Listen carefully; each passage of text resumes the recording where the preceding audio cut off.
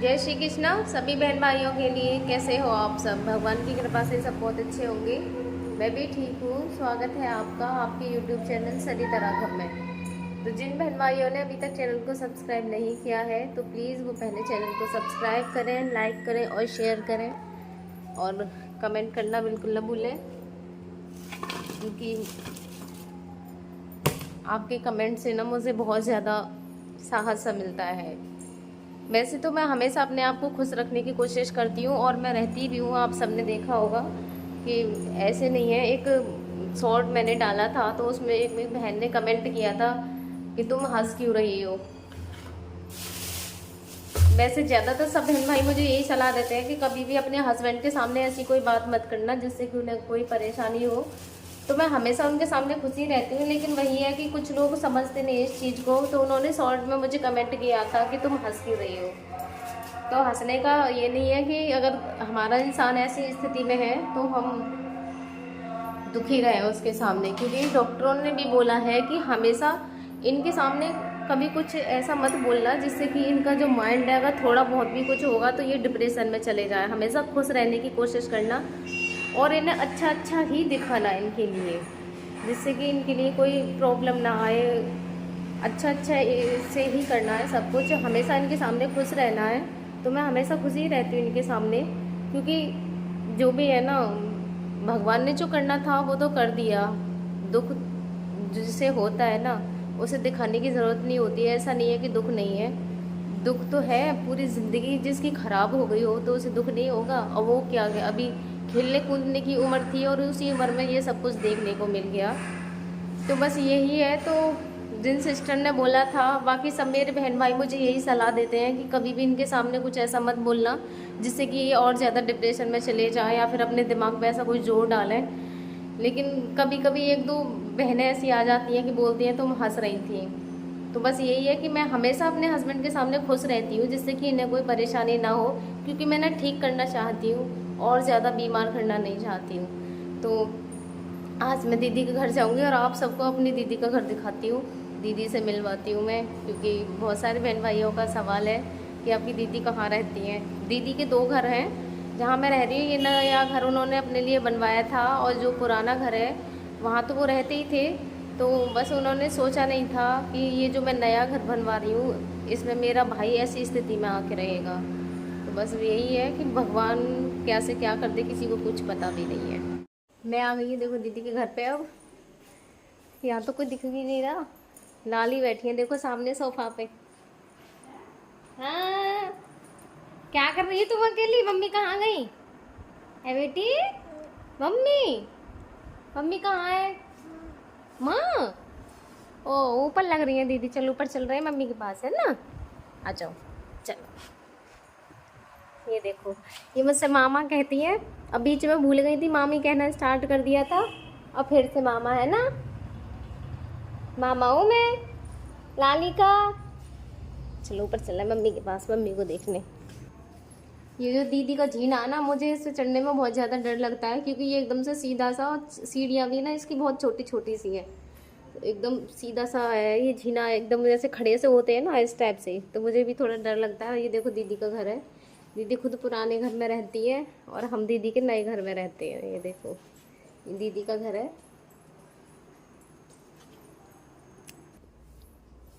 चलो ऊपर चलना है।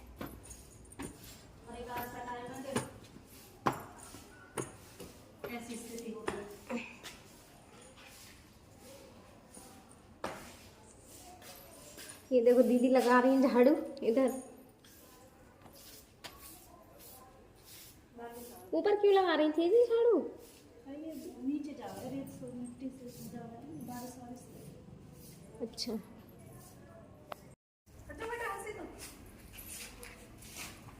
देखो देखो दौड़ लगा रही है पीछे पीछे। पैर जल जाएंगे, इधर आ जाओ, आ जाओ।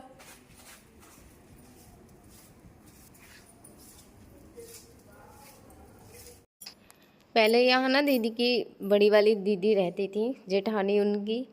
अब उन्होंने भी अपना दूसरा घर बनवा लिया है, वहाँ जाके शिफ्ट हो गई हैं। जहाँ हम रहते हैं वहीं बराबर में उनका घर है, तो वो हमारे पास में ही रहती हैं।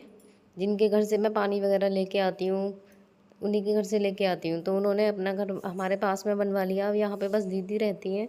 दीदी भी शिफ्ट हो जाती हैं, बस यही है कि उन्होंने बनवाया पड़ोस में, हम आके रहने लगे।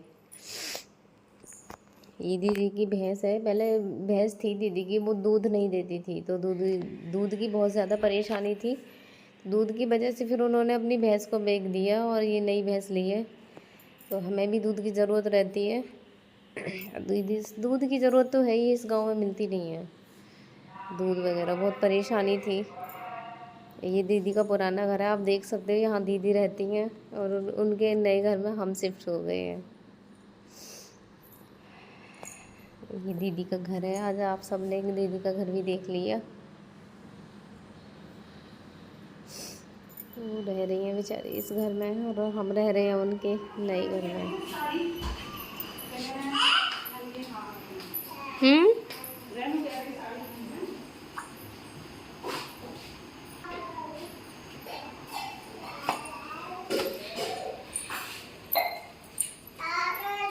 ठंडा करो, मैंगो शेक पी लो।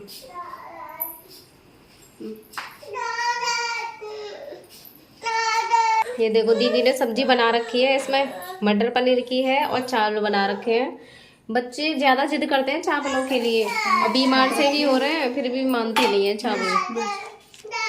और ये देखो मिर्ची है, इतनी सारी चीज़ें बनाई हैं बच्चों की वजह से ही। मुझे भी पसंद है चावल तो बहुत ज़्यादा, मुझे बेशक रोटी मत दो, मैं चावल ही खा लेती हूँ। ये दीदी ने भिगा दिया इनके लिए, क्योंकि जब मेरे पास कोई नहीं होती है ना तो दीदी बना के भेजती है हर चीज़। ये दलिया भी दीदी ने भिगा दिया, दीदी ही बना के भेजती है, और मेरे लिए खाना भी वही बना के भेज देती है। तो अब मैं जल्दी में आई थी हस्बैंड के उनके लेने के लिए, क्योंकि टाइम हो रहा है उनका देने का।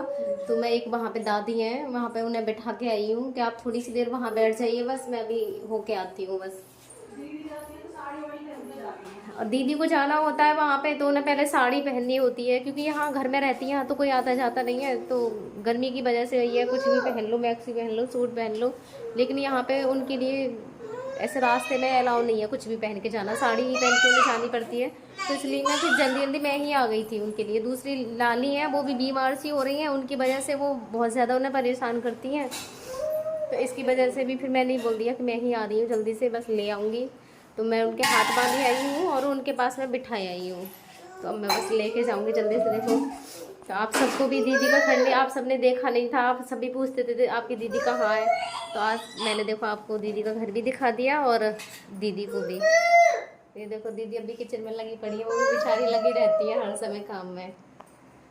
ये देखो मैंने सामान ले लिया है इसमें।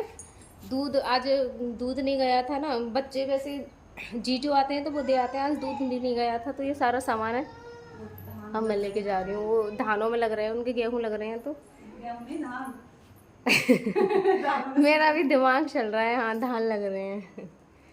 ऐसे ही है दी, ऐसी ज़िंदगी है मेरी। तो थोड़ी थोड़ी सी चीज़ों के लिए मुझे इधर से उधर भागना पड़ता है। मैं खुद का खाना तक नहीं अपने लिए बना सकती हूँ। बस ये है कि दीदी का मुझे इतना सपोर्ट मिल जाता है। मैं ही हूँ एक अकेली खाने के लिए, बच्चे एक एक रोटी खाते हैं, बस 5-6 रोटियों में हमारा काम हो जाता है। तो दीदी ही बना के भेज देती है। दीदी के पास भी कोई नहीं है, वो भी जीजू भी अकेले ही हैं, और खेती वगैरह का भी काम चल रहा है। और इनके जो बड़े वाले भैया हैं वो दूध लेके आते हैं वैसे तो जब भी वो अपना दूध लेके आते हैं ना तो वो हमारा भी दूध ले आते हैं। तो आज वो अपना दूध ले आए और हमारा दूध लाना भूल गए।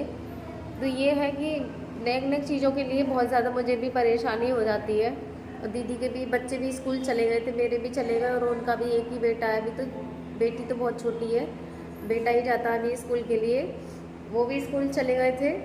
तो मुझे ही भागना पड़ता है।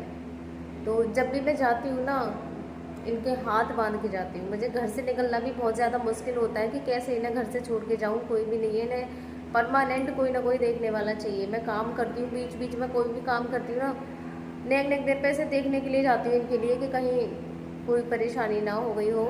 एक हाथ तो ज़्यादातर मैं बांध के रखती हूँ, लेकिन ऐसे नहीं बांध के रखती हूँ कि ये हाथ को चला ना पाए। बहुत ढीला रखती हूँ मैं इनके हाथ को, चला सकते हैं, बस ट्यूब तक नहीं पहुँचना है, इतना रखती हूँ इनके हाथ को कि ट्यूब तक ना पहुँचे। और कभी कभी ऐसा होता है, जैसे मैं इनके हाथ बांध तो देती हूँ पर ये हाथों को ना खोल लेते हैं, ऐसे ताकत लगाते हैं और वो रस्सी जो पट्टी सी है वो चिकनी सी है, तो वो ऐसे ज़्यादा ऐसे खींचते रहो तो वो खुल जाती है इनकी पट्टी। तो उस फिर मैं जैसे कहीं जाती हूँ, मैं दीदी के घर गई थी तो मुझे ये डर लगा रहता है कि कहीं ऐसा ना हो कि उसे खोल ही लें खींच के, और खोल जाएगी तो इनका हाथ ऐसे ही है, कहीं भी चलता है, फिर ट्यूब पे ही चला गया। और ट्यूब फिर कोई भी चीज़ अगर इनके हाथ में आ जाती है ना, तो ये ऐसे नहीं है कि उसे ऐसे ढीला पकड़े या हल्के हाथ से खींचे, बहुत तेज़ खींचते हैं। जब मेरा हाथ भी अगर इनके हाथ में आ जाए ना, तो ऐसे नोचते हैं, अंडा लगाते हैं मेरे हाथों में भी, नील पड़ जाते हैं मेरे हाथों में। जब बस यही है कि दिमाग काम नहीं करता, वरना ये मुझे ऐसे क्यों नोचेंगे। मेरे बाल उस दिन इन्होंने इतने सारे यहाँ से बाल उखाड़े थे, इनके हाथ में बाल आ गए, पूरा का पूरा बाल यहाँ से उखाड़ के ले गए थे मेरे। थोड़े बहुत भी ना, बहुत ज़्यादा इतना दर्द हुआ था। आप समझते हो अगर थोड़े भी बाल उखड़ जाएँ तो उनमें कितना दर्द होता है, और मेरे बहुत सारे बालों को ये उखाड़ के ले गए थे। तो उस टाइम मुझे एकदम से गुस्सा सा भी आया। फिर वही है ना, मैंने खुद को सोचा, मैंने कि अगर ये ठीक ही होते तो ऐसा करते ही क्यों। इन्हें तो कुछ भी पता नहीं। अगर बच्चे भी चले जाते हैं ना, तो बच्चों को भी मारते हैं। जैसे पैरों की तरफ इन्हें पता होता है कि मेरे पैरों की तरफ आके कोई बैठ गया, तो पैरों को ऐसे एकदम से चलाने लगते हैं। इतना महसूस होता है कि मेरे पैरों के पास आके कोई बैठ गया है, फिर इतनी तेज तेज लात मारेंगे। उस दिन बेटी आके बैठ गई थी इनके पैरों के पास में, मैंने भी उसे मना किया, पर बच्चे हैं वो भूल जाते हैं कभी कभी, ऐसा होता है। टीवी देख रही थी वो, क्योंकि ज़्यादातर मैं इनके लिए टीवी चला के रखती हूँ, टीवी चली रहती है, क्योंकि डॉक्टर ने बोला है कि सही रहती है टीवी वगैरह, म्यूज़िक वगैरह इनके लिए चलाओ, इनके कानों में ईयरफोन वगैरह लगाओ तो वो सही रहता है इनके लिए। तो मैं ज़्यादातर टीवी चला के रखती हूँ। बस बच्चे वही है कि टीवी में वो अपने कार्टून चलाते हैं, कुछ भी सही, बस इनके कानों तक साउंड जाना चाहिए। तो बच्चे होते हैं तो वो तो अपना ही देखते हैं। आपको भी पता है कि बच्चे तो कार्टून देखते हैं, कार्टून देखवा लो, ऐसी चीज़ें ही देखते हैं वो। तो उनके पैरों के पास जाके बैठ गई वो, और उन्होंने इतनी तेज़ लात मारी उसमें, तो बहुत दूर जाके गिरी वो लड़की। तो उसकी भी लग गई थी। फिर मैंने उसे समझाया, मैंने कि कोई बात नहीं बेटू, पापा को पता नहीं है। तो मैंने कहा मैंने मना किया तो फिर क्यों बैठती है वहाँ जाके, जब पापा तुझे मारते हैं तो। फिर कुछ ना, बेचारी रो के चुप हो गई वो। उसे भी पता है बेटी मेरी चालाक है, वो बहुत तेज़ है वो लड़की मेरी। मेरा बेटा बहुत सीधा है, लेकिन मेरी बड़ी लड़की बहुत तेज़ है। तो प्लीज़ अपनी इस बहन को ज़्यादा से ज़्यादा सपोर्ट करें, जिससे कि वो भी बस ठीक हो जाएं, क्योंकि परेशानी मेरे लिए बहुत ज़्यादा हो रही है। बस भगवान अभी तक सुन ही नहीं रहा है, इतने दिन हो गए। परेशानी मेरे घर में बहुत ज़्यादा है। एक तो ये है कि अकेले आदमी के लिए ना सब कुछ बहुत ज़्यादा मुश्किल हो जाता है, कि हर चीज़ देखनी, बच्चे मेरे छोटे हैं उनको देखना, मेरे हस्बैंड ने उनको संभालना, घर भी संभालना, ऊपर से ये देखना कि खर्चे चलाने के लिए कहाँ से देखा जाए, सब कुछ देखना बहुत ज़्यादा मुश्किल होता है। तो प्लीज़ अपनी इस बहन को ज़्यादा से ज़्यादा सपोर्ट करें, क्योंकि मुझे आप सबके ही सपोर्ट की और आप सबकी ही ज़रूरत है। धन्यवाद मेरे सभी बहन भाइयों के लिए।